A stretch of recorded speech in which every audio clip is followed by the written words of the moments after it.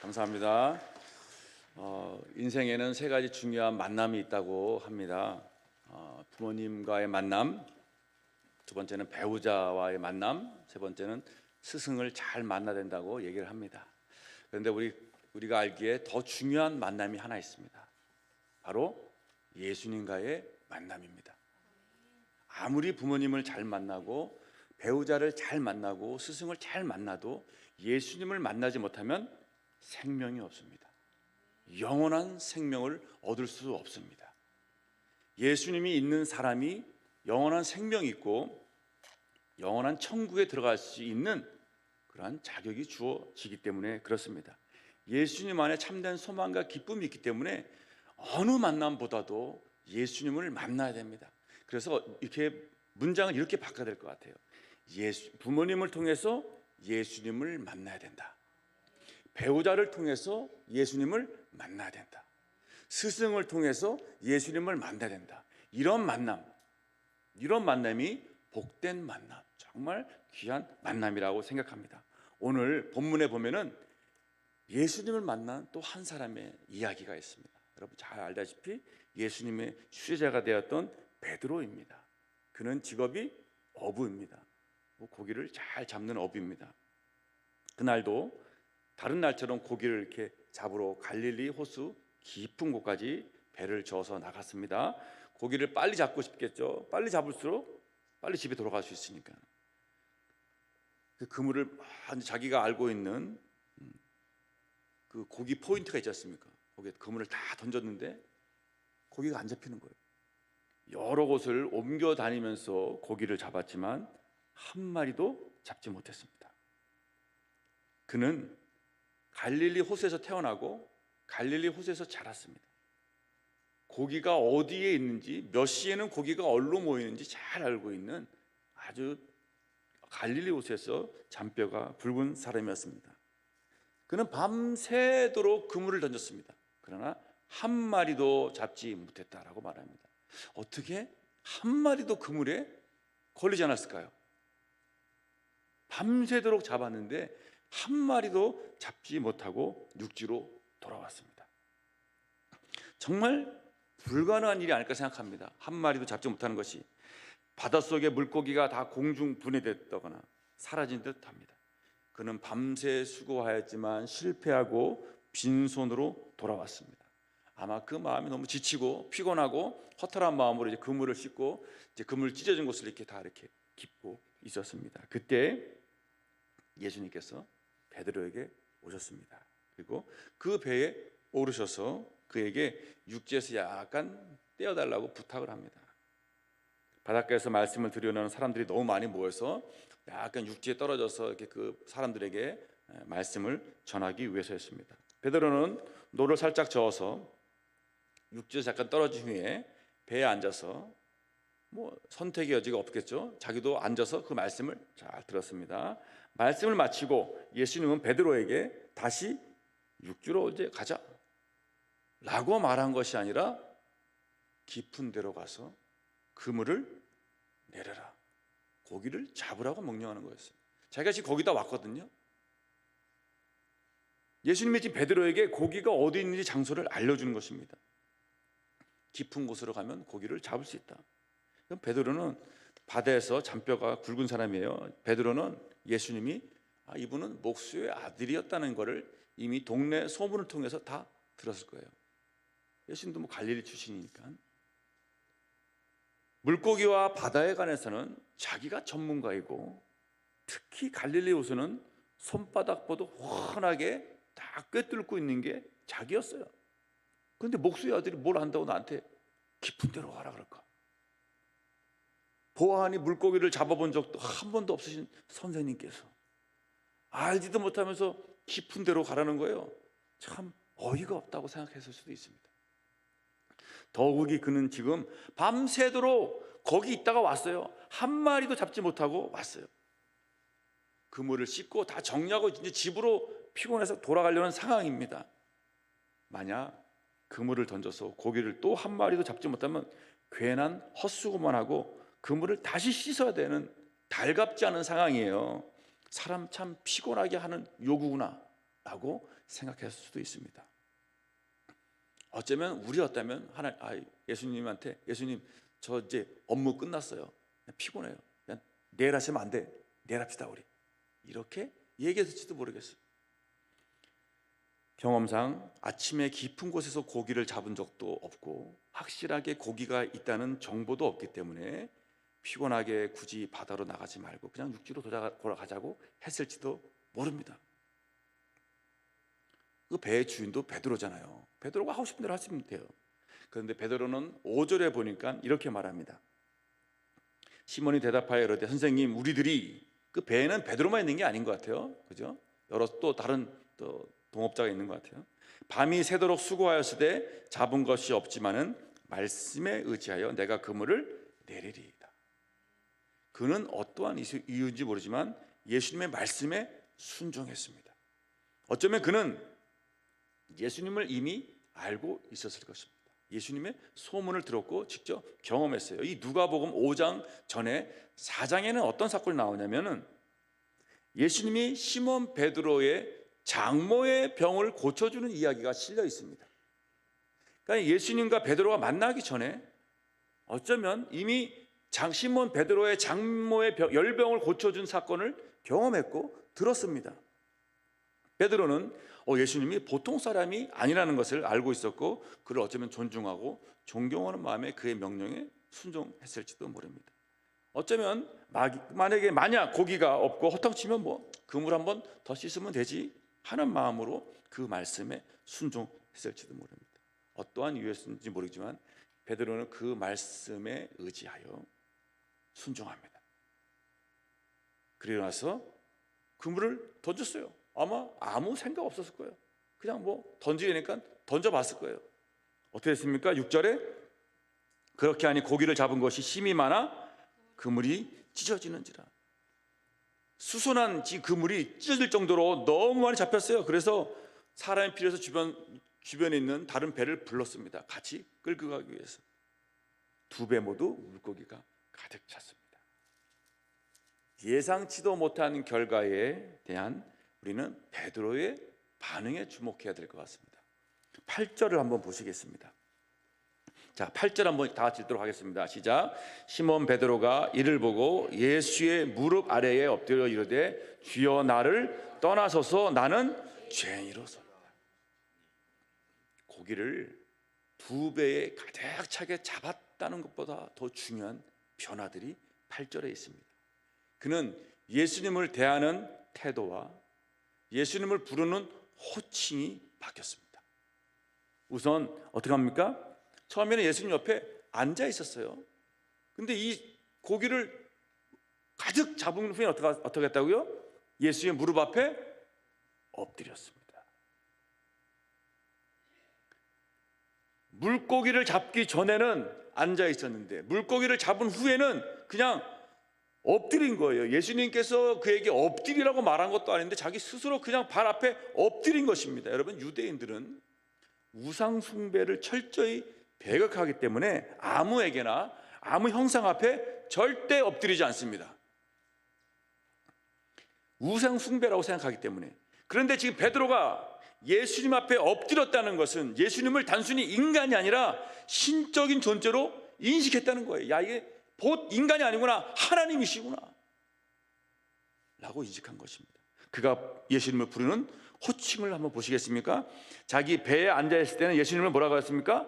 선생이요, 밤이 맞도록 우리가 수고했습니다 라고, 마스터라고 합니다. 영어로 선생, 4대 성인 중에 한 명입니다 라고 그렇게 말을 합니다.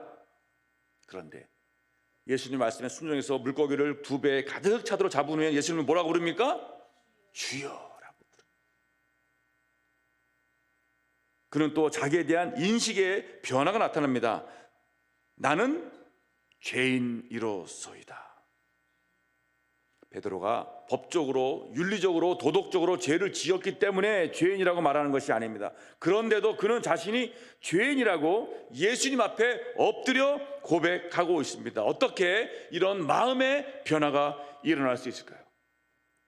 어떻게 한 사람이 갑작스럽게 예수님 앞에 엎드리고 자기를 죄인이라고 고백하고 예수님을 주인이라고 부를 수 있을까요? 신학적, 논리적, 지적으로 설명은 가능하겠지만 이해는 되지 않을 것입니다. 저는 그래서 이러한 현상을 기적이라고 표현합니다. 믿고 싶어도 믿어지지 않는 사람이 있는데 예수님이 나의 주인이심을 믿어지는 것, 내가 죄인임을 믿어지는 것, 그것이 기적이 아니고 무엇이겠습니까? 그래서 저는 믿음이란 것은 우리가 믿는 것이 아니라 믿어지는 것이라고 생각합니다. 하나님께서 나에게 믿어지게 하는 것을 내가 믿는 것이지 내 의지로 믿는 게 믿음이 아닙니다. 믿어지는 자체가 은혜고 그게 기적인 거예요. 하나님이 천지를 창조하신 것이 믿어져요. 요단강이 갈라지고 여리고성이 무너졌다는 사실이 어떻게 합니까? 믿어지는 거예요. 예수님이 인간의 몸을 입고 오신 성육신 하신 것이 믿어지는 거예요. 예수님께서 십자가에 죽으시고 3일 만에 부활하셔서 승천하셨다는 것이 믿어지는 겁니다. 산자와 죽은 자를 심판하러 오실 것이 믿어지고 우리가 영원한 나라에서 살 것이 믿어지는 거예요. 여러분, 믿어지기 때문에 믿는 겁니다. 내가 믿고 싶어서 믿어지는 게 아닙니다. 하나님께서 우리에게 믿어주기 때문에, 믿어질 수 있는 믿음을 주기 때문에 믿어지는 것이 우리의 믿음인 것입니다. 믿고 싶어도 믿어지지 않는 사람에게는 믿어지는 것이 기적인 거예요. 그렇다면 이런 기적이 어떻게 가능할까요?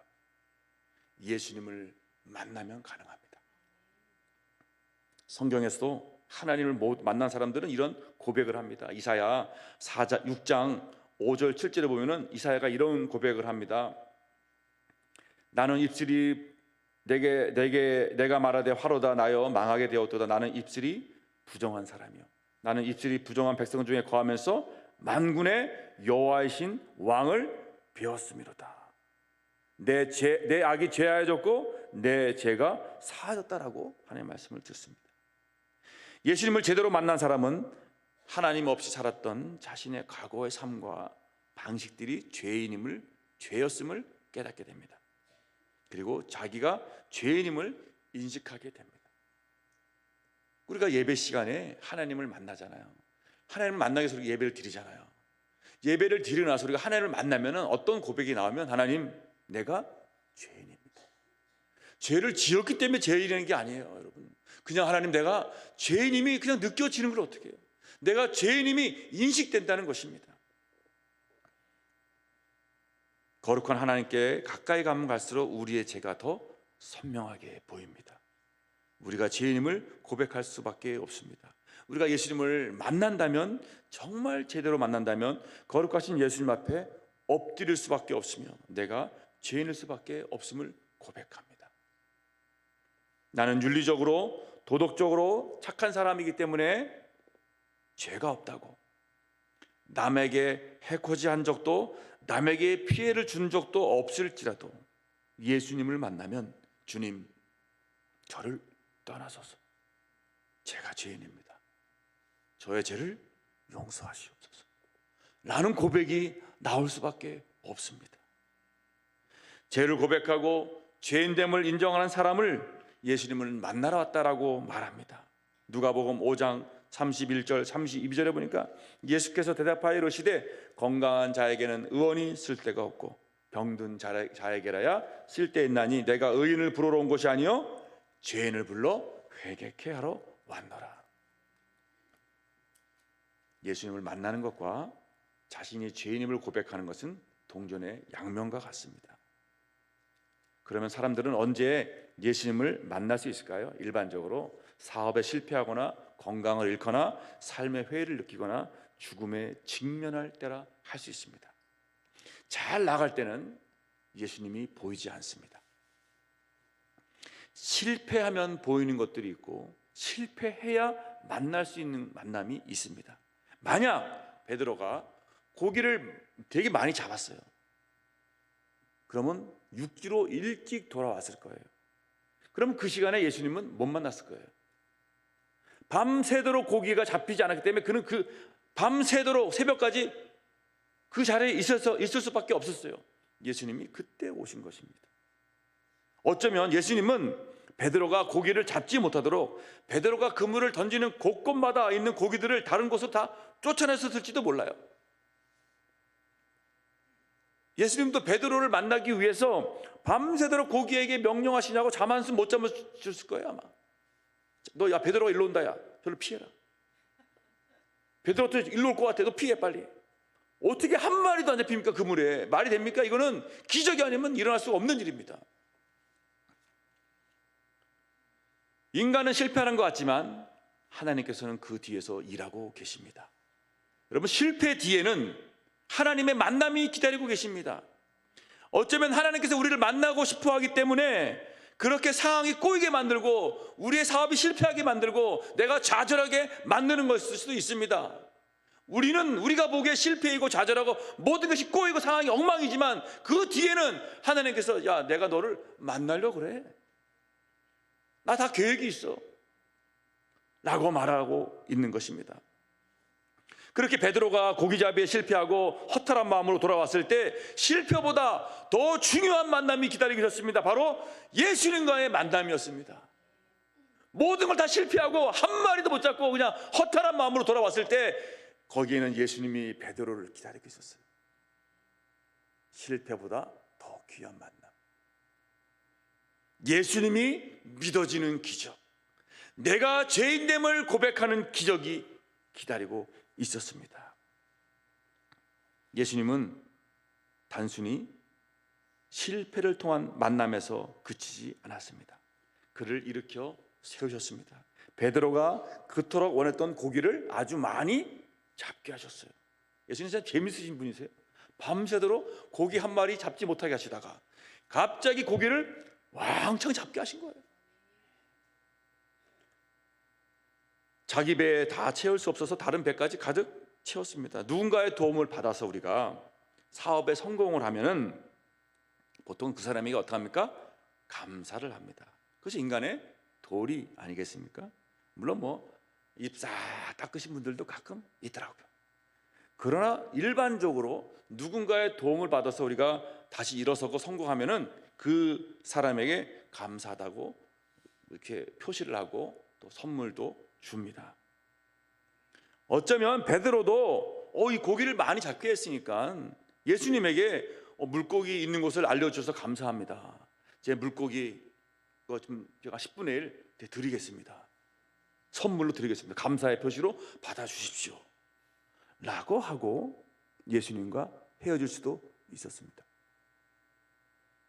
그런데 베드로는 예상 못한 양의 전혀 상상하지 못했던 고기를 잡은 후에 막 자기가 들떠 있지만은 않았습니다. 성공했다고, 내가 잘했다고, 고기를 많이 잡았다고, 내가 진짜 이번에 사업에 왕창 대박 났다고 막 들떠 있지 않았습니다. 많은 돈을 벌 수 있겠다는 생각보다 예수님은 뛰어난 선생, 성인 중에 한 명이 아니라 하나님이시구나 라는 것을 깨달았어요. 그가 했던 성공보다, 그가 잡았던 고기보다 더 그에게 중요했던 것은 이분이 인간이 아니고 하나님이시구나, 주님이시구나 라는 것을 깨달았던 것입니다. 그래서 그는 예수님 앞에 엎드려 경배하고 있습니다. 성공보다 더 중요한 건, 대박보다 더 중요한 것은 그 성공하게 하신 예수님이었기 때문에 자기의 물고기가 아니라 물고기를 제쳐두고 예수님의 발 앞에 엎드려서 예수님, 내가 죄인입니다 라고 고백한 것입니다. 성공보다 더 귀한 만남과 고백이 있습니다. 성공 후에 예수님을 만난 것입니다. 베드로는 성공보다 더 귀한 만남, 하나님과의 만남을 갖게 되었습니다. 그래서 11절에 이렇게 나와 있습니다. 한번 11절 다 같이 읽도록 하겠습니다. 11절입니다. 시작.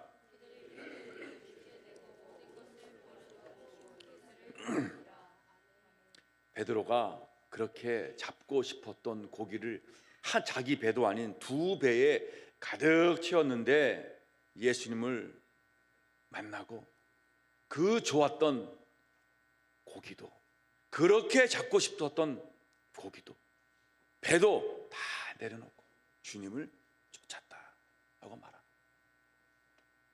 그렇게 대박나기 원했던 사업이었는데, 그렇게 벌고 싶었던 돈이었는데, 그렇게 성공하고 싶었던 내 사회적 지위였는데, 그것을 이루었다고 들떠있고 하나님을 잃어버리는 게 아니라, 하나님, 내가 이것보다 주님이 더 귀합니다. 베드로는 성공을 통해 궁극적으로 하나님을 만났습니다. 여러분, 누가복음 12장에 보면은 어리석은 부자 이야기가 나와요. 아시겠지만 이 부자는 너무 많이 밭에 소출이 너무 많아가지고 곡식을 쌓을 곳이 없어가지고 막 계속 곡간을 짓고 있는 거예요. 너무 많이 져가지고 내가 곡식 쌓아둘 곳이 없으니 어찌할까, 너무 많아가지고 걱정해요. 돈이 너무 많아서 걱정한 거예요. 내 곡간을 헐고 더 크게 짓고 내 모든 곡식과 물건을 거기에 쌓아두리라. 그리고 또 내가 내 스스로에게 말하기를, 야, 이제 뭐 여러 쓸 물건을 잘 쌓아두었으니까는 평안히 먹고 마시자, 즐거워하자 라고 생각했어요. 그때 하나님이 이렇게 말합니다.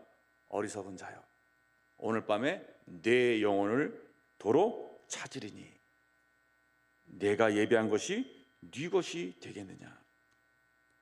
자기를 위하여 재물을 쌓아두고 하나님께 대하여 부요치 못한 자가 이와 같으니라. 성공했어도 하나님을 만나지 못한 사람은 어리석은 부자와 같습니다. 하나님이 오늘 밤에 내 영혼을 도로 찾으리라 하시면 우리는 아무것도 건질 수 없습니다. 그냥 빈손으로 돌아가야 합니다. 더 비참한 것은 영원한 지옥으로 떨어져야 합니다. 성공한 사람이 행복한 것이 아니라 행복한 사람이 성공한 것입니다 라는 말이 있습니다. 인간의 참된 행복은 하나님 안에 있기 때문에 하나님을 만나지 못한다면 참된 행복을 찾을 수 없습니다. 하나님을 만난 사람이 행복한 사람이며 그 하나님 안에서 행복한 사람이 성공한 사람입니다. 그래서 신명기 33장 29절에 이렇게 나왔습니다. 이스라엘이여, 너는 행복자로다. 하나님의 선택을 받은 너희여, 너희는 행복자로다. 한 간증을 나누고 말씀을 마치려고 합니다. 이 간증은 CBS에서 나온 제목이 이렇게 나와 있더라고요. 1000억 매출, 썩은 나무 토막만 못하더라 하는 게 우예본 권사님이신데 작가의 간증입니다. 이분은 이제 관솔나무라고 죽은 소나무로 이렇게 십자가를 만들어 파는 예술가이십니다. 원래 이분의 사업은 나무가 아니었어요. 독실한 불교 신자였습니다.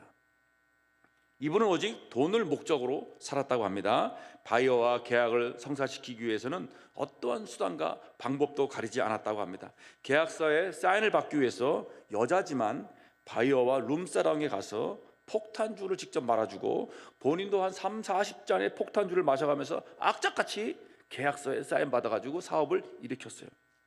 그렇게 회사가 커지고 확장되어서 매출을 1000억 원까지 끌어올렸다고 합니다. 그러다가 탈세 혐의로 1300여 억 원의 벌금 소송을 당했고 3년간의 재판으로 400억 원의 그 최종 판결이 났지만 결국 회사는 공중분해되고 쫄딱 망했다고 합니다. 검찰의 기업과 법원의 비읍자만 봐도 치가 떨렸다라고 말합니다. 회사 부도 이후에 죽어야겠다는 생각이 들었고 죽는 방법을 많이 생각하고 찾아보았고 실제로 죽으러 보기도 했습니다. 온몸의 마디마디는 다 부서지는 듯했고 몸을 세우거나 앉아있거나 일으킬 힘도 없었답니다. 회사가 망한 후에 사촌 여동생 집에 얹혀 살았는데 여동생은 교회에서 여전도사로 일하고 계셨습니다. 언니를 위해서, 언니의 구원을 위해서 많은 기도를 하던 여동생이었습니다. 여동생은 교회 출근할 때도 집에 누워있는 언니가 살아있는지 죽어있는지 이렇게 와서 점검하기도 했대요. 그래서 여동생이 출근할 때는 언니가 목사님의 설교를 들으라고 이렇게 노트북에 목사님의 설교를 틀어놓고 나갔답니다. 그러면 이분은 몸을 움직일 수 없을 정도로 다 뼈마디가 다 끊어졌으니까는 힘이 없는 상태임에도 불구하고 설교 말씀이 듣기 싫어서 그냥 손가락에 온몸에 힘을 모아서 껐대요. 이 손가락이 움직이지 않는데 온몸에 힘을 모아서 그냥 설교 듣기 싫어가지고. 그러다 어느 날 설교 말씀을 끄려고 하는데 노트북에서 손이 쑥 하고 나오더래.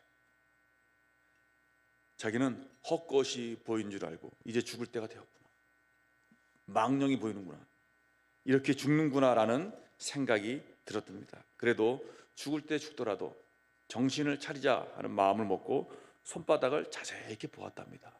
그때 손바닥이 이렇게 위로 향해 있더래요. 저 손을 잡아야겠다는 생각이 들었고, 근데 이렇게 잡으려고 하면 자꾸 이렇게 손바닥이 없어졌답니다. 그래서 이번에는 정확하게 잡아야지 하면서 노트북으로 나오는 이게 두 손에 정확하게 자기의 손을 다 포겼답니다.